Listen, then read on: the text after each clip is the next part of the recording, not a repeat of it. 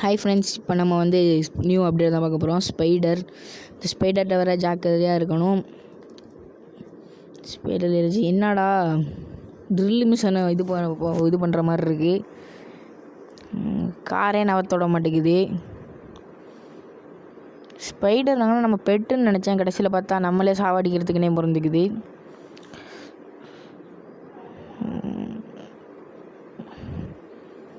எனக்கு தெரிஞ்சு இதை எப்படி சாவடிக்கிறதுன்னு தெரில.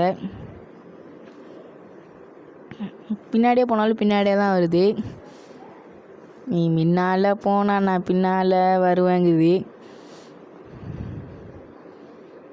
நம்ம நல்லா ஸ்பீடாக போயிட்டு இறங்கி கண்ணை எடுப்போம்.